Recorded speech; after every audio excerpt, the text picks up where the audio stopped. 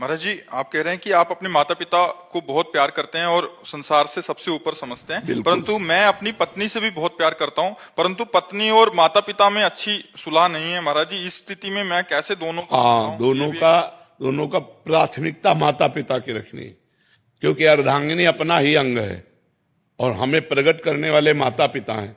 तो अर्धांगिनी को इतना कि आप हमारे माता पिता की सेवा ना करें, मानते हैं, लेकिन आप हमें नहीं रोक सकते। हम आपकी सुविधा, आपकी अनुकूलता आपको देंगे, लेकिन आप हमारे माता पिता की सेवा में अगर तनिक भी विरोध करते हैं तो हमारे आपके संबंध में विरोध हो जाएगा। माता पिता का त्याग नहीं कर सकते, ये जरूर आप में होना चाहिए। अगर ये नहीं है तो जो अपने माता पिता का त्याग कर दे पत्नी के कहने पर, फिर क्या है? फिर धर्म में वीरता नहीं रही। ऐसा नहीं होना चाहिए।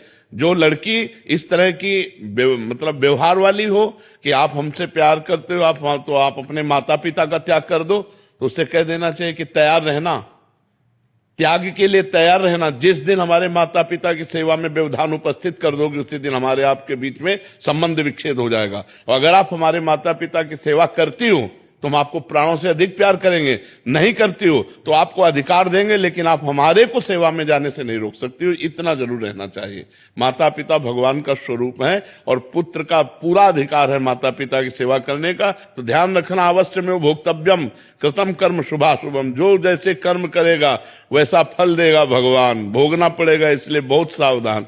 तो कभी चूक मत कर देना, पत्नी के चक्कर में आकर अपने बूढ़े माता पिता को मारना पीटना या घर से निकाल देना, ऐसे कोई आचरण मत करना।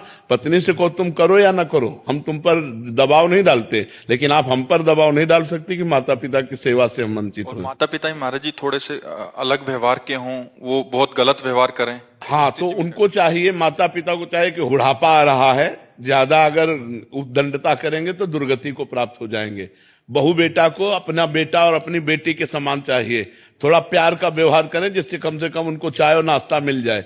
अगर माता पिता करने लायक है और वो बहू बेटा से सेवा नहीं कराते हैं, बहू बेटा से ईर्ष्या करते हैं, तो बेटे को चाहिए कि दूर से देखता रहे, उनकी सेवा में भले न जाए। लेकिन जिस दिन वो ऐसी स्थिति को प्राप्त हो कि वो अपनी सेवा करने लायक ना हो, उस दिन वो गाली दे तो भी उनकी सेवा करनी चाहिए। माता पिता की तो भी सेवा करनी चाहिए, क्योंकि वो बुजुर्ग हैं, उनका दिमाग स्थिति 60-70 के बाद जो है मानसिक स्थिति बिगड़ जाती है। अगर वो गाली देते हैं, वो निंदा करते हैं, तो हमें ये बात नहीं माननी, हमें उनकी सेवा करनी है।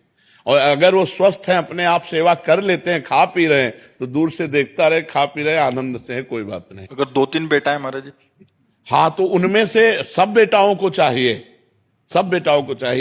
कि अपने माता पिता की सेवा के लिए अगर हिस्सेदारी ले लें, तीनों क्रम बाई क्रम सेवा करें। अगर तीनों में से ना करें तो एक तो तैयार हो जाए। यार, बूढ़े माता पिता को खवाने से क्या कमी होती है? दाता तो भगवान है, खूब अच्छे से देते हैं। जो माता पिता की सेवा करता है उस पर भगवान प्रसन्न हो जाते हैं, क्योंकि भगवान ये धर्म से प्रसन्न होते हैं।